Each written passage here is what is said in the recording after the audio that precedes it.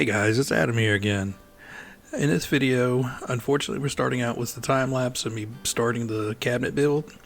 I lost some of the footage of the initial discussion and introduction that I did, and now that the cabinets are basically built, it feels kind of silly to go back and start that, so we're just going to do a little voiceover here. So what we're doing is we have a spare bedroom in our house that we've converted to an office, and one side of the office is my wife's and my desk that we work from during the day, and the other half of the office is just a big empty wall. We haven't done anything, so I decided to put in some bookcases and cabinets for both storage and decorative purposes, so we'll be able to display some knickknacks and books on the bookcase, have the additional storage of the cabinets. Plus, it'll liven up the room and not have a giant empty wall in there. Alright, we're about done with the time lapse, so I guess now you get to see my beautiful face, and I'll show you what else is going on. Hey guys, I know I just ran the time lapse of some of the cutting up and building of the cabinets. Mostly the cutting up. I lost some footage of the building the first cabinets. But anyway, I just want to take a second just to show you what I kind of done so far with the cabinets. Now obviously they're far from finished, but I'm going to spin it around, we'll take a look, and I'll kind of explain some of the things I've done. Alright, so as you can see, we've got the 4 big base cabinets over there. We have the toe kicks laying down in the middle of them, and then we have 3 of the 4 bookcases. These are all going to be paint grade, so that's why they have the white backs on the wood sides. So on the cabinets, we're basically going to paint them in off-white and have a nice wood finished countertop to match the flooring in between those base cabinets and the upper bookcase pieces. So we'll walk over here real quick and we'll look at these bookcases, and I'm sure any of you guys doing woodworking are wondering what these little top strips are. So basically we have the cabinets upside down at the moment, so that on the floor is the top and that is the bottom. So these bookcases are going to go flat onto the countertop, and you'll be able to see the countertop. There is no bottom to these bookcases. So to make it easier for me to put the face frames on and deal with everything, I can paint them like this.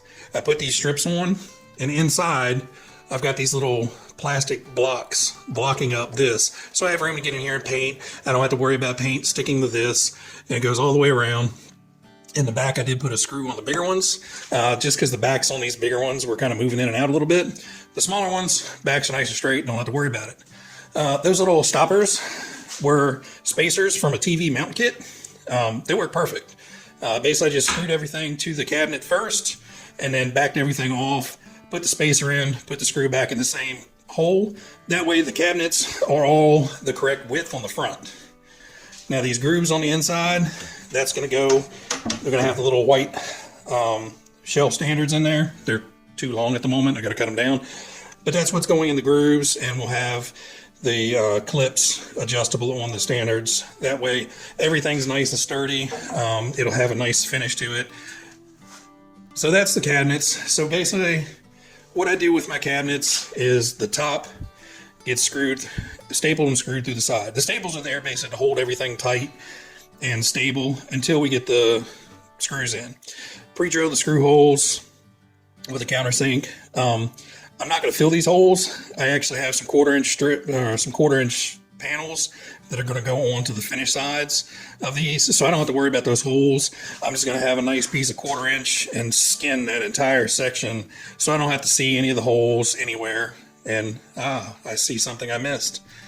So down here, I missed the screws that are holding these stretchers in. So basically all this is just 1/4 inch paneling, and then I put this 1/2 inch blocker behind it. Basically gives the screws some strength or it won't allow the screw to pull out through the 1/4 inch plywood when you're going to screw it through the wall. Gives the cabinet some rigidity. It's standard on most cabinets. So I have one at the bottom, and I made sure everything here was nice and flush. Nothing was sticking down, nothing was too high. I've got one in the middle, basically to hold the center of the cabinet from spreading, and then one at the top to lock everything in. And the base cabinets are the exact same thing. Top and bottom pieces go in between the sides. Everything gets screwed and glued together. And on the back, we have the same things. The stretchers, going on.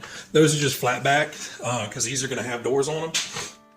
And I don't have to worry about the sides on any of these because all these are going to have face frames put on them and the base cabinets are going to go side by side by side.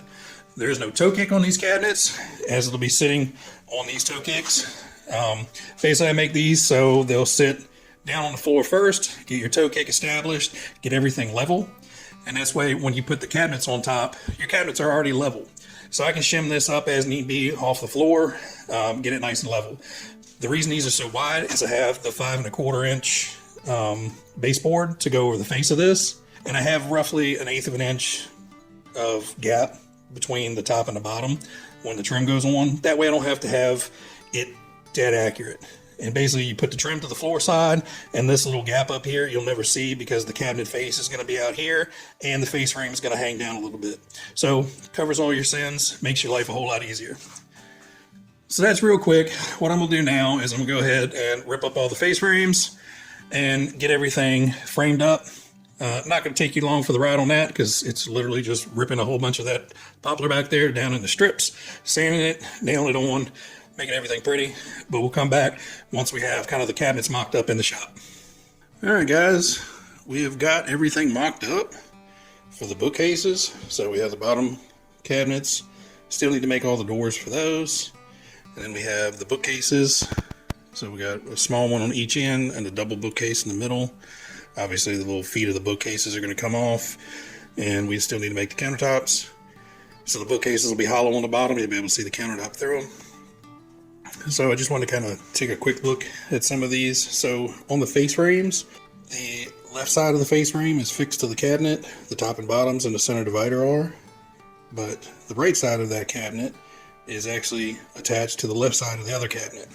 So you can see the little gap. That way I can set cabinet 1 and then cabinet 2 will slide in right beside it and that face frame will overlap. And the same thing all the way down. And that last cabinet has a full face frame on it. And we did the same thing with the center bookcase. Let me drag this over.